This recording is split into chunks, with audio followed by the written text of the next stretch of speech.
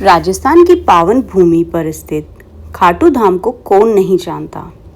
यहाँ विराजते हैं कलयुग के साक्षात अवतार भीमपुत्र बर्बरिक, जिन्हें प्रेम और भक्ति से लोग श्याम बाबा या खाटू श्याम जी के नाम से पुकारते हैं।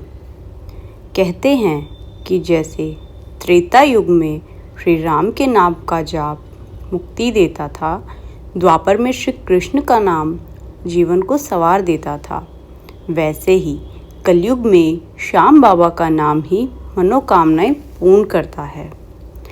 खाटू धाम में वर्ष भर मेला और पूजा अर्चना का सिलसिला चलता रहता है, परंतु द्वादशी का दिन, जिस दिन चंद्रमास के अनुसार विशेष महत्व रखता है, इस दिन श्याम बाबा के दरबार में श्रद्धालुओं का सागर उमड़ पड़ता है।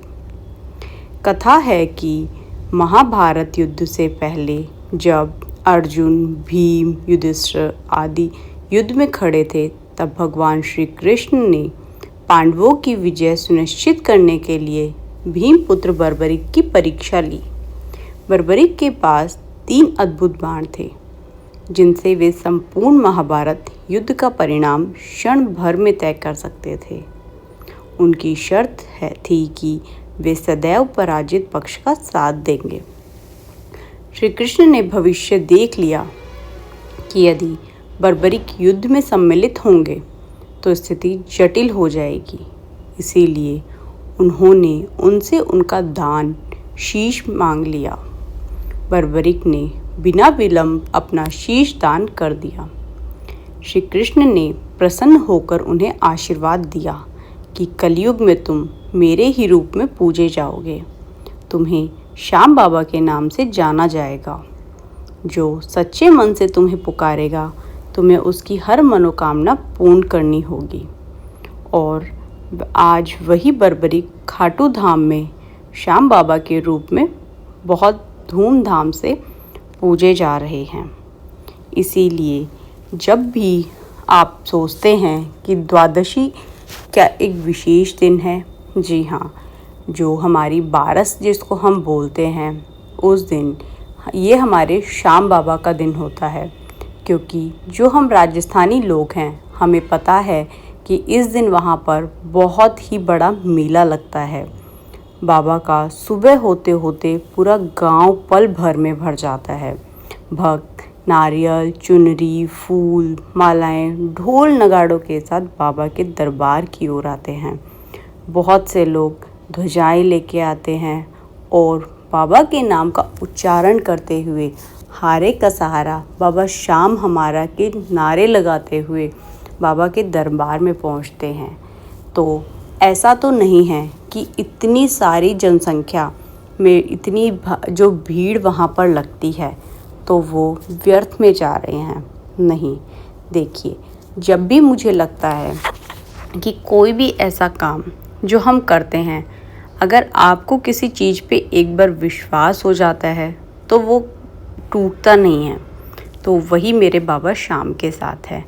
एक बार अगर आप उनके दरबार में पहुंच जाते हैं तो आपकी हर मनोकामना देर से पूरी हो सकती है, बट ऐसा अभी तक नहीं हुआ कि बाबा ने किसी की इच्छा पूर्ण ना की हो। देखिए, मुझे हमारे यहाँ पे क्या होता है कि बारस के दिन जो है, जिसको हम द्वादशी का मानते हैं हिंदी पंचांग के अनुसार, तो इस दिन श्याम बाबा का मेला लगता है। पहले ज़्यादातर लोग बारस के दिन ही बाबा के मंदिर जाते थे, बहुत भारी संख्या में जाते थे, लेकिन इतनी लोगों की भीड़, बहुत दूर दूर से लोग आते हैं, दिल्ली, मुंबई, पूरे भारत से लोग हमारे बाबा के दर्शन करने आते हैं। और इतनी भीड़ को कंट्रोल करने के लिए वहाँ पर अब हर दिन लाखों में लोगों के जो दर्शन है करवाए जाते हैं। बाबा का दरबार इतना सुंदर सजा होता है कि आप जब एक बार वहाँ पर चले जाते हैं तो आपका वापसी आने का मन नहीं करता। इसीलिए जो बारस का दिन है उसको विशेष माना जाता है। वैसे तो आप किसी भी दिन जाके दर्शन कर सकते हैं, कोई परेशानी नहीं है। ऐसा नहीं है कि अगर आप किसी और दिन वहाँ जाते हैं तो बाबा आपकी पुकार सुनते नहीं हैं, नहीं। लेकिन जो वही है ना, हर देवता का अपना एक विशेष दिन रहता है।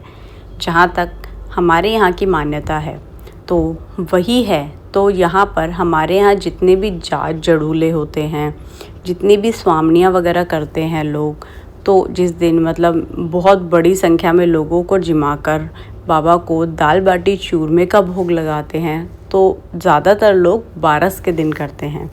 तो इसीलिए बारस की बहुत मान्यता है। 11 की राती जगह देकर लोग बारस को बाबा का भोग लगाते हैं। इसीलिए आप लोगों के मन में भी अगर कोई परेशानी है, कोई भी ऐसी विपदा जो आपको लगता है कि इसका समाधान नहीं हो रहा है, तो मेरे कहने पर एक बार बाबा के दरबार में जाकर अर्ज़ी ज़रूर लगाइए। देखिए बाबा कितनी जल्दी आपकी परेशानियों को सुनते हैं और आपके जीवन में बहुत ही खुशियों का आगमन होने लगता है और आपकी सारी परेशानियां बहुत जल्दी ख़त्म होने लगती हैं। और ऐसे देखते ही हर भक्त का जो भाव है बाबा के साथ वो और भी ज़्यादा जुड़ जाता है।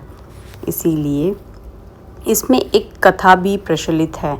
एक जयपुर का व्यापारी था। वो कई दिनों से बहुत ही परेशानी और संकट से जूझ रहा था।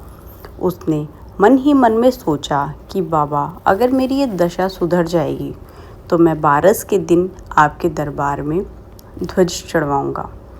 इसीलिए समय बीतता गया और अचानक उसका व्यापार पता नहीं कैसी तेज़ी से बढ़ने लगा। उसने अपने संकल्प के अनुसार, जैसा कि उसने अर्जी लगाई थी बाबा को कि बारस के दिन आके आपको मैं झंडा चढ़ाऊँगा, तो उसने ठीक वैसा ही किया। बाबा ने उसको स्वप्न में आशीर्वाद दिया और वो समझ गया। तो उसने जाके बाबा के वहाँ पे बारस के दिन झंडा चढ़ाया, जिसको हम ध्वज बोलते हैं, लेके गया, बाबा को प्यार से अर्पित किया और बाबा को बहुत बहुत धन्यवाद दिया। और जब से आज तक का है समय कि वो आदमी हर महीने बारस के दिन बाबा के दरबार में जाता है और ध्वज चढ़ाता है, क्योंकि आस्था ही सब कुछ है। अगर हम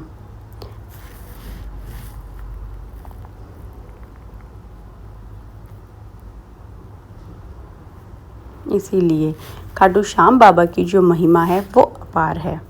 द्वादशी का दिन हमें यह संदेश देता है कि भक्ति में ही शक्ति है, विश्वास में ही चमत्कार है। जो श्रद्धा से बाबा का स्मरण करता है उसके जीवन की डोर स्वयं बाबा थाम लेते हैं। इसीलिए चलिए मिलकर एक जयकारा लगाते हैं, हारे का सहारा बाबा श्याम हमारा।